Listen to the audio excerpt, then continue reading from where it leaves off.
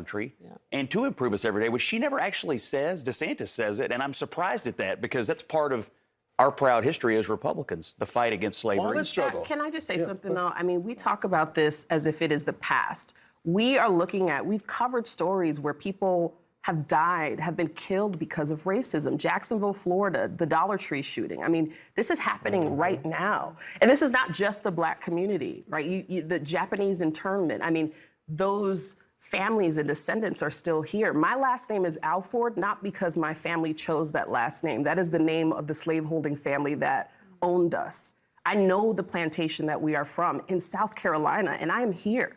My father desegregated a school. He remembers those things. So why do we have to talk about it as if it is past? This is right now. The pain is real. The survivors of racism, we are here, right? And so if you don't have a message around that talks about the future, that talks about the present, you cannot lead this country. Well, Republicans do have a message around it. And it's to ignore it. It's to say that we are colorblind, which does not solve the problem. But it is to say that we are undoubtedly a better and stronger nation on this front today than we were 10, 20, 40, 50, 150, 180 years ago. We are undoubtedly better as an American people than we ever have been, and that will be true again tomorrow. And but I think that was the point. But why is it? It's not because we ignored it. It's because people called out what was uncomfortable and they challenged the status quo and they said we need to live up to what the American dream actually is. Those were the people who were demonized. We just celebrated Martin Luther King. Martin Luther King was killed.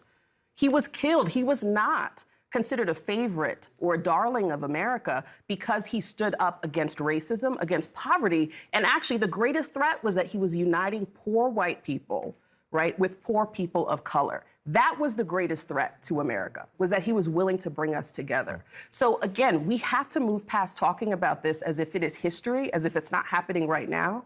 And when the Republican Party does this colorblind thing, you're gaslighting people. And they're going to react to that, and they're going to show it at the polls.